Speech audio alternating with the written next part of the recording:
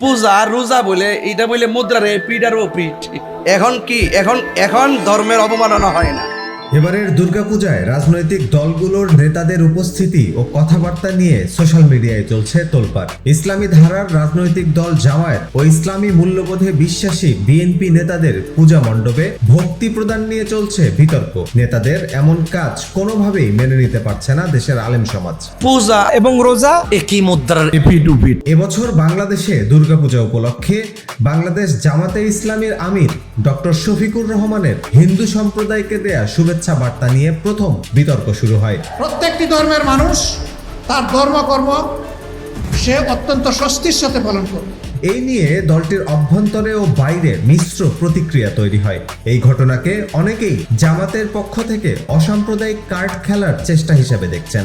we are the same coin, concomitant side of the same coin, একই মুদ্রা, a beat এবং অপিট। আলেম ওলামারা বিশেষভাবে জামায়াত নেতাদের দুর্গাপূজা পরিদর্শনের তীব্র প্রতিবাদ জানিয়েছেন। জামায়াত নেতা শিশির মনির বলেছেন, পূজা আর রোজা একই মুদ্রার এপিটোপিট। ওই নেতার এমন বক্তব্যে ফুঁসে উঠেছে ইসলামের ধ্বজাধারীরা। পূজার সাথে রোজার তুলনা সহজভাবে নিচ্ছেন না তারা। পুজোর কাজে তাকে শুভেচ্ছা জানানো মানে শুভ ইচ্ছা জানানো, কল্যাণ কামনা চাওয়া, এটা আপনার শিরক। এদিকে খুলনার এক নেতা পূজা মণ্ডপ পরিদর্শনে গিয়ে বলেছেন, আল্লাহ পূজায় আসার তৌফিক দান করেছেন। সমালোচকদের প্রশ্নবান তার দিকেও। যে দীর্ঘদিন পরে আপনাদের মাঝে এসে এই পূজা উদযাপন উপলক্ষে এখানে যে সমবেত হতে পেরেছি, এই জন্য আল্লাহ তাআলা শুকরিয়া আদায় করছি।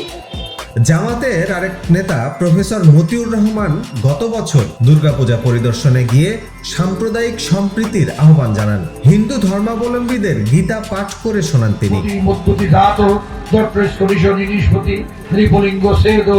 নিজের অন্তরে হিন্দু, বৌদ্ধ, খ্রিস্টান, ইসলাম সহ সব ধর্ম ধারণ করেন বলেও তিনি জানান। এতে মৌলবাদীদের কঠোর সমালোচনার তোপে পড়তে হয় তাকে।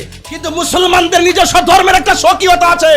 সেই স্বকীয়তার জলাঞ্জলি দিয়ে আপনি যখন সেই মূর্তিকে বুকে নিয়ে আলহামদুলিল্লাহ বলে প্রশংসা করবেন, এটা আমাদের মুসলমানদের ধর্মের অনুভূতিতে আঘাত আসে। দুর্গাপূজাকে কেন্দ্র করে রাজনৈতিক নেতাদের শুভেচ্ছা বিনিময়কে ভালো চোখে দেখছেন না ইসলামপন্থীরা। তাদের দাবি, জামায়াত ও অন্যান্য রাজনৈতিক দলের নেতাকর্মীরা ক্ষমতার লোভে দুর্গাপূজায় বাড়াবাড়ি করছে।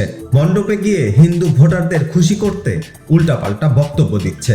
তবে রাজনৈতিক দলগুলো বলছে, বাংলাদেশের অসাম্প্রদায়িক স্পিরিট জিইয়ে রাখতেই তাদের এই প্রচেষ্টা। হাসান অয়ন, ইনকিলাব USA, ঢাকা।